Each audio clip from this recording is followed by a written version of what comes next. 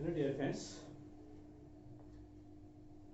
आज हम जो है चैप्टर 5 की स्टार्टिंग कर रहे हैं।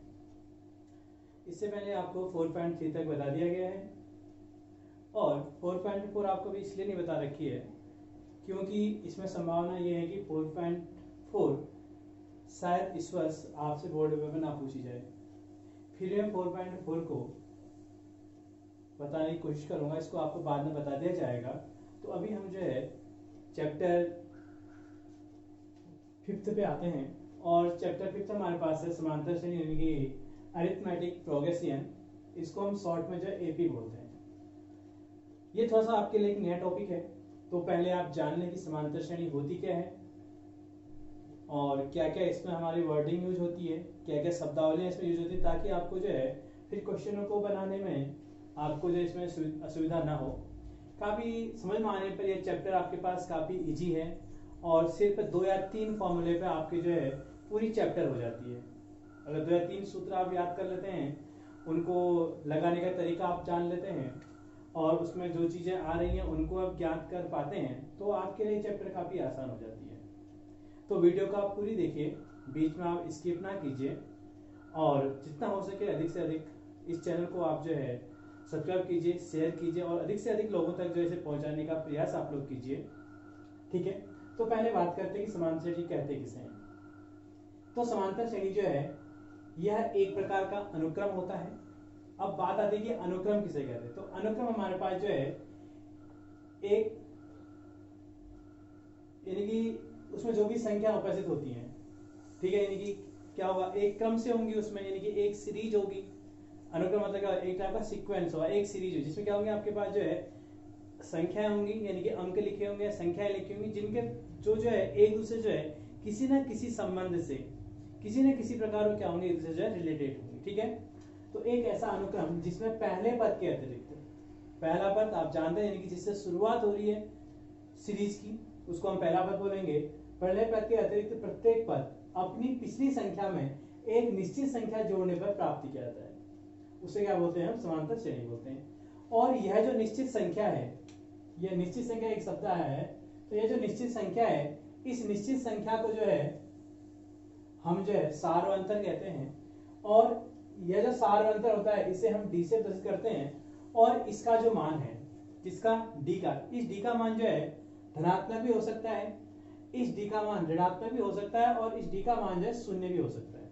तो आपको ध्यान रखना है कि सार्वंतर जो है एक ऐसी संख्या होगी जो है अगर हम किन्हीं दो संख्याओं के बीच का अंतर निकालेंगे तो वह जो अंतर निकल के आएगा वह अंतर पहली बात तो समान होना चाहिए और दूसरी बात उस अंतर का जो भी मान होगा वह जो धनात्मक भी होगा, हो सकता है, ऋणात्मक भी हो सकता है और शून्य भी हो सकता है। ठीक है, अब यह जो हमारे पास अनुक्रम दिया होगा, यानी कि जिसमें प्रत्येक पद जो है एक निश्चित संख्या जोड़ के प्राप्त होगा, तो उस अनुक्रम में जो भी संख्या उपस्थित होती है उनको हम क्या बोलते हैं, पद बोलते हैं। इसलिए जो अनुक्रम में पहली संख्या होगी उसको पहला पद बोलेंगे, जो दूसरी संख्या होगी उसको दूसरा पद बोलेंगे, जो तीसरी संख्या होगी उसको तीसरा पद बोलेंगे, जो चौथी संख्या होगी उसको जो है चौथा पद बोलेंगे। ठीक है, अब बात आती है कि जो हमारे पास जो एपी होती है, जो समांतर श्रेणी है, इसका मानक रूप क्या होता है। तो इसका मानक रूप होता है हमारे पास A plus D, A plus 2d, A plus 3d, A plus 4d and so on आगे तक चलते रहेंगे तो यहाँ पर हो जाएगा a plus n minus 1 into D.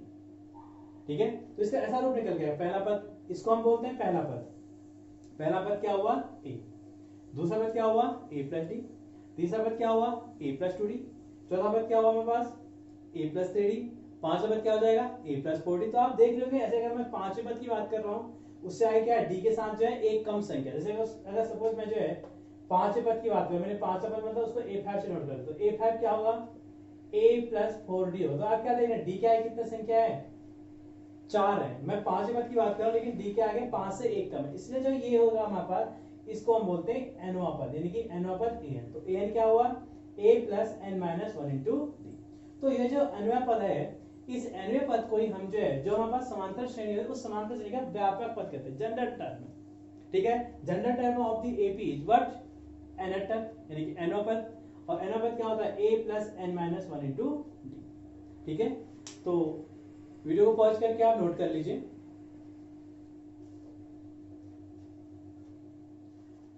तो इतनी बातें समझ में आने के बाद अब हम इतना जान चुके कि अगर हमारे पास कोई भी श्रेणी होगी तो उस श्रेणी का हमारे पास जो है जो प्रथम पद होगा, प्रथम पद A1 से डिनोट करते हैं, इसको हम A बोलते हैं।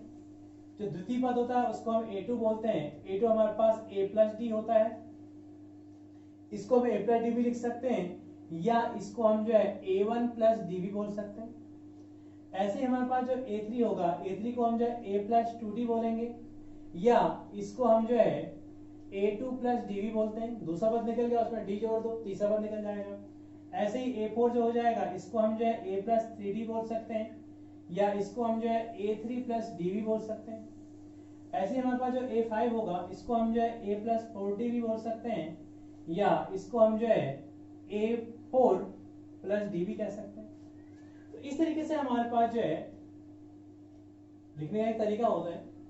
तो जो पहला पद है कि जिससे श्रेणी शुरू हो रही है उसको हम जो है पहला पद बोलेंगे। सपोज मैंने एक सीरीज बनाई कोई 1 4 6 8 एंड सो में लिखा, तो जिस अंक से श्रेणी शुरू हो रही है इसी को हम बोलते हैं कि एपी का प्रथम पद बोल देते हैं। इसको क्या बोलते हैं? एपी का प्रथम पद। अब ये जो होगा इसको द्वितीय पद बोलेंगे, ये तृतीय पद होगा, चतुर्थ, ऐसे चलते रहेगा। अब अगर मुझे ये पता करना है कि इस सीरीज में जो पद हैं क्या वह एपी में है, या क्या उनसे जो है यह जो मेरे पास एक अनुक्रम है क्या इस अनुक्रम से समांतर श्रेणी प्राप्त होगी, तो हम क्या करेंगे, उससे अगला पद यानी कि पहले पद को छोड़कर दूसरा पद पकड़ेंगे और इस दूसरे पद में से हम जो है उससे पहले वाले पद, ठीक पहले वाले पद को घटाएंगे। ठीक है, और ऐसे ही फिर हमने जो है 6 पकड़ा, 6 में से उससे पहला पद 4 घटाया, फिर 8 पकड़ा, 8 में से पहला पद 6 घटाया। तो हमने क्या देखा, 4 में 2 घटाया 2, 6 में 4 घटाया 2, यानी कि जितने भी पद थे उन सब का जो अंतर आया वह क्या आया, समान आया। तो सही पदों का समान अंतर होता है उसी को हम क्या बोलते हैं, सार अंतर। अब बात आती है कि सार अंतर निकालते कैसे हैं। तो सार अंतर निकालने के लिए आपको सूत्र बता देता हूं। तो सार अंतर बराबर हमारे पास होता है, इसको डी से रिप्रेजेंट करते हैं, तो ये होता है हमारे पास कोई पद, कोई भी पद, मतलब किसका, सीरीज का। ठीक है, कोई सिर्फ पहले पद को छोड़ दे, कोई पद ऋण उससे ठीक पहला पद, उससे ठीक पहला पद। तो अगर किसी पद में से हम जो है उससे ठीक पहले पद को घटा देंगे तो हमें क्या मिल जाएगा, हमें जो है सार अंतर मिल जाता है। ठीक है, दूसरी बड़ी बात, इस सार अंतर का जो मान होता है वह सार अंतर का मान जो आपके पास धनात्मक भी हो सकता है, इसका मान ऋणात्मक भी हो सकता है, और इसका मान जो है हमारे पास जो है शून्य भी हो सकता है। इसलिए आपको जो है इस मामले में टेंशन नहीं लेनी है कि पॉजिटिव आ गया तो गलत तो नहीं है, नेगेटिव आ गया तो गलत तो नहीं है, शून्य तो आ गया तो गलत तो नहीं, इसमें से कोई भी मान होता है, लेकिन आपकी गुणा भाग जो है वह जो है सही होनी चाहिए। ठीक है, तो इस तरीके से हम जो है ये प्रथम पद हो गया, द्वितीय पद, इस तरह से हम जो है इनका सार अंतर निकालते हैं। ठीक है, अब आप जो है 5.1 में आइए और आपको जो है 5.1 का पहला क्वेश्चन कराते हैं और आप समझने की कोशिश करें कि कैसे हम इस पहले क्वेश्चन को कर रहे हैं। तो आपसे पहला क्वेश्चन ये कह रहा है कि निम्नलिखित स्थितियों में से किन स्थितियों में संबद्ध संख्याओं की सूची एपी में है और क्यों है। क्योंकि इसमें से क्वेश्चन आपसे ज्यादा पूछे नहीं जाते हैं बोर्ड में, तो एक क्वेश्चन करा के मैं आपको बता देता हूँ कि कैसे हम इस तरह के क्वेश्चनों को सॉल्व करते हैं, और उसके बाद सीधे हम जो है दूसरे क्वेश्चन में चले जाएंगे। ठीक है, तो इसमें क्या करते हैं कि जैसे हमारे पास कंडीशंस होती हैं, जैसी हमें स्थितियां दी होती हैं, उसके आधार पर हम जो है पहला पद, दूसरा पद और तीसरा पद, चौथा पद इसे निकालते हैं और उनके बीच का हम जो है अंतर ज्ञात करते हैं। अगर वह अंतर हमारे पास समान होता है तो हम बोल देते हैं कि जो दिया गया संबंध है वह जो है एपी में है, अन्यथा यह जो है एपी में नहीं है। तो क्वेश्चन आपसे ये कह रहा है कि प्रत्येक किलोमीटर के बाद, ठीक है, पहले मैं एक्सरसाइज डाल लूं। एक्सरसाइज हमारे पास है 5.1। इस 5.1 में हम जो है क्वेश्चन नंबर फर्स्ट के जब फर्स्ट पार्ट को करेंगे और आप तरीका देख लेंगे हम कैसे करते हैं। इसके सीधे हम दूसरे क्वेश्चन से स्टार्ट करेंगे, क्योंकि ये जो क्वेश्चन है बाकी इसके जो पार्ट्स हैं वो जो पेपर में ना के बराबर पूछे जाते हैं। फिर अगर किसी की रिक्वायरमेंट होगी कि सारे क्वेश्चन बताने हैं तो फिर उस बच्चे को जो है ये क्वेश्चन बताते जाएंगे। फिलहाल कोशिश ये कर रहे हैं कि मैं पहला क्वेश्चन बता के आपको एक तरीका बताता हूँ कि किस तरह से हम इसमें जो है पहला पद द्वितीय पद निकालते हैं और किस तरह से हम ज्ञात करते हैं कि ये जो दिए गए पद है एपी में आ रहे हैं या नहीं आ रहे हैं, या ये जो संबंध है यह जो एपी को व्यक्त करता है या नहीं करता है। तो उस पर हम समझ लेते हैं उस चीज को, तो फिर दूसरे क्वेश्चन से स्टार्ट करते हैं ताकि आपको भी बनाने में कुछ सुविधा हो। ठीक है, तो पहला क्वेश्चन ये कह रहा है कि प्रत्येक किलोमीटर के बाद का टैक्सी का किराया, जबकि प्रथम किलोमीटर का किराया 15 रुपए है और प्रत्येक अतिरिक्त किलोमीटर का किराया 8 रुपए। तो देखिए पहले वाली बात क्या है, एक टैक्सी है उसमें आप बैठे, तो जब आप पहले किलोमीटर का किराया देते हैं तो पहले किलोमीटर का किराया आपको 15 रुपए देना पड़ता है, और उसके बाद आप 1 किलोमीटर के बाद जितने भी किलोमीटर की दूरी तय करेंगे आपका जो है प्रत्येक किलोमीटर कुछ भाड़ा नियत होता है, उसको ऐड करके आपको जो है मिलते रहता है, कि आपको देना पड़ता है। ठीक है, तो इसमें आप लिखेंगे प्रथम किलोमीटर का किराया, प्रथम किलोमीटर का किराया, ये किराया आपके पास है, यह कह रहा है 15 रुपए, 15 रुपए तथा प्रत्येक अतिरिक्त किलोमीटर का किराया, प्रत्येक अतिरिक्त किलोमीटर का किराया, ये आपके पास 8 रुपए। ठीक है, तो यानी कि पहले किलोमीटर किराया हमने 15 रुपए दिया, अब अगर हम दूसरे किलोमीटर किराया देंगे तो क्या करना पड़ेगा हमें, इस 15 किलोमीटर 15 रुपए में जो है 8 रुपए जोड़ने पड़ेंगे, उतना हमें देना। तो हम लिख देंगे कि दूसरे किलोमीटर का किराया, दूसरे किलोमीटर का किराया, दूसरा किलोमीटर तब तय कर पाएंगे जबकि हमने पहला किलोमीटर तय किया क्या हुआ, यानी कि पहला किलोमीटर कितना 15 प्लस 8, तो कितना हो जाएगा ये 23 रुपये हो जाएगा। फिर आप लिखेंगे ऐसे तीसरे किलोमीटर का किराया,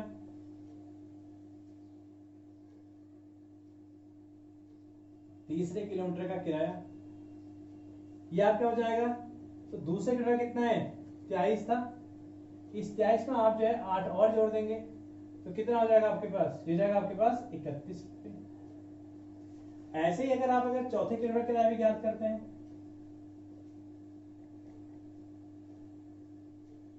चौथे किलोमीटर का किराया,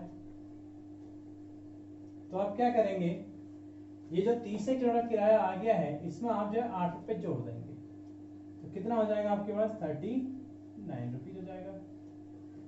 अब आप देखेंगे कि जो आपको एक किराया प्राप्त हुआ है, क्या एक किराए से प्राप्त श्रेणी आपके पास जो है एबी में होगी, तो आप क्या लिखेंगे, आप लिखेंगे किरायों से प्राप्त श्रेणी, प्राप्त क्या है आपके पास, पहले किराया 15 है तो ऐसे लिखेंगे, फिर आपके पास 23 आ रहा है, फिर आपके पास 31 आ रहा है और आपके पास 49 आ रहा है, एंड अब आपने जो है इनका अब आप सारांतर निकालेंगे, क्या करेंगे इनका सारांतर। अब सारांतर निकालने क्या करेंगे आप, पहले 23 में से आपने 15 घटाया, फिर आपने जो है 31 में से 23 घटाया, फिर आपने जो है 39 में से जो 31 घटा दिया। देखते हैं क्या होता है, 23 में से 15 घटाएंगे 8 मिलेगा, 31 में 23 घटाएंगे तो भी आपको 8 मिलेगा, और 39 में से तो भी क्या मिलेगा आपको 8 मिलेगा। यानी कि सार अंतर आपको क्या मिला है, समान मिला है। क्या मिला है, समान। तो आप बोलेंगे कि जो दिया गया संबंध है वह क्या होगा, एपी में। ठीक है, क्या लिखेंगे आप लिखेंगे क्योंकि सार्व अंतर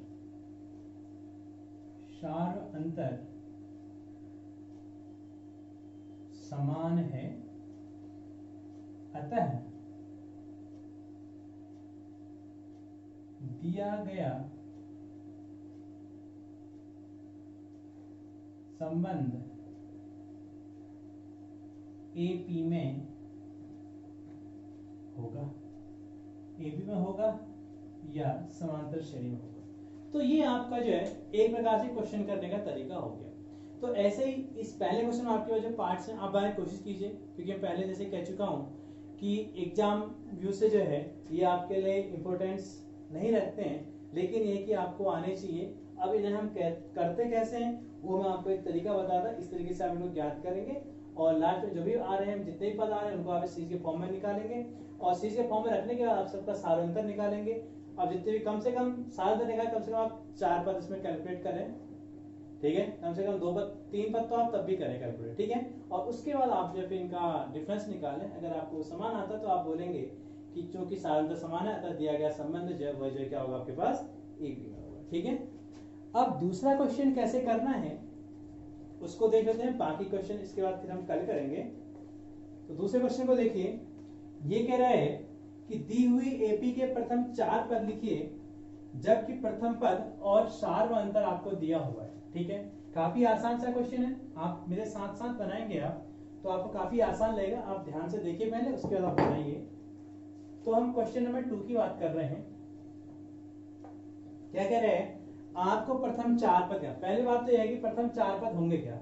प्रथम 4 पद मतलब इसमें एक प्रथम पद होगा, इसको A1 बोलेंगे, द्वितीय पद होगा A2 बोलेंगे, तृतीय पद होगा A3 बोलेंगे, चतुर्थ पद होगा तो यानी कि आपको A1 A2 A3 A4 निकालना है, ठीक है।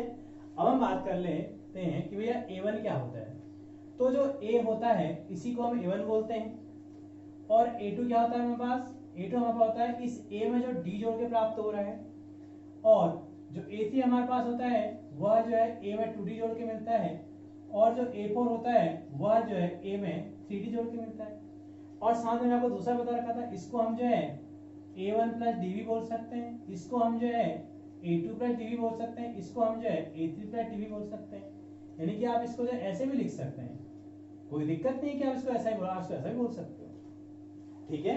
तो अब हम जो है इसका पहला पार्ट करते हैं। देखिए पहले पार्ट में क्या है हमारे पास, आपसे ये कह रहे हैं कि A बराबर आपके पास 10 है और D बराबर आपके पास 10 है, तो आपको पहले 4 पद निकालो। पहला पद आप A1 निकालोगे तो A1 की वैल्यू आपको पता है कि A के बराबर है, तो A1 कितना हो जाएगा 10 हो जाएगा। अब A2 निकालना है तो A2 के लिए क्या करेंगे कि इस A1 में आप 10 जोड़ दोगे, यानी कि A1 का मान कितना है 10 है। इस 10 में आपने लिख लेता हूं, चलो मैं इसको A1 प्लस D कितना है 10, ऐसे लिख लेता हूं। चलो A1 का मान 10, इसका मान 10, 10 कितना आ गया 20, यानी कि A2 का मान कितना आ गया 20 आ गया।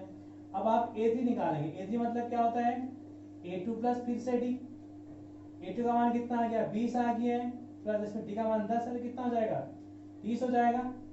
ऐसे ही आप A4 निकालेंगे, A4 का मतलब कितना हुआ, A4 का मतलब हुआ A3 प्लस D, और A3 का मान कितना है 30 आपके पास है, 30 प्लस 10 कर दो कितना मिलेगा आपको 40 मिलेगा। तो यही आपके पास जो है क्या हो गए, इसके आपके पास जो दी गई एपी के जो प्रथम 4 पद हो गए। तो आप लिख लोगे, एक में आंसर बता रहा हूं, बाकी में सबका लिखें, ठीक है। आप लिखेंगे अतः दी गई एपी के प्रथम 4 पद, प्रथम 4 पद A1, A2, A3, A4 बराबर क्या हो जाएगा 10, 20, 30, 40। ये क्या हो जाएंगे हमारे पास, ये जो दी गई एपी है इसके जो प्रथम 4 पद, ठीक है। आई होप कि आपको समझ में आया होगा। अब हम दूसरा क्वेश्चन करते हैं। तो दूसरे क्वेश्चन हमसे क्या कह रहा है कि जो ए का मान है वह हमें जो है, देखिए अब मैं कैसे करता हूं, जो ए का मान है वह कह रहा है -2 है और डी का मान 0 है। डी का मान कितना है 0, तो A1 का मान कितना होगा, A1 का मान होगा हमारे पास A plus D, sorry A1 का मान A के बराबर होता है, इट मीन इसका मान तो -2 ही हो जाएगा। अब A2 का मान कितना होता है, A2 का मान होता है A1 plus D, it mean -2 plus 0, it mean कितना हुआ माइनस का 2 ही हुआ। ऐसे A3 कैसे निकलेगा, A3 मेरे पास निकलेगा A2 प्लस डी, यानी कि -2 प्लस 0, इट मीन -2 ही आएगा। और A4 कैसे निकलेगा, A4 मेरे पास निकलेगा A3 प्लस डी, A3 का मान -2 है प्लस 0, इट मीन कितना हो जाएगा -2।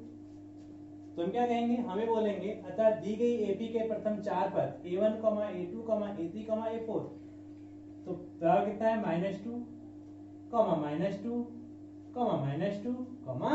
-2, ये हमें जो क्या मिलेंगे इस एपी के जो है प्रथम 4 पद मिलेंगे, ठीक है। तो इसमें तीसरा पार्ट आप कर सकते हैं। आप चौथा पार्ट देखिए, चौथे पार्ट को मैं आपको बताता हूं कि चौथा पार्ट कैसे तीसरा पार्ट आपका हो जाएगा, ठीक है। तो चौथा पार्ट देखिए,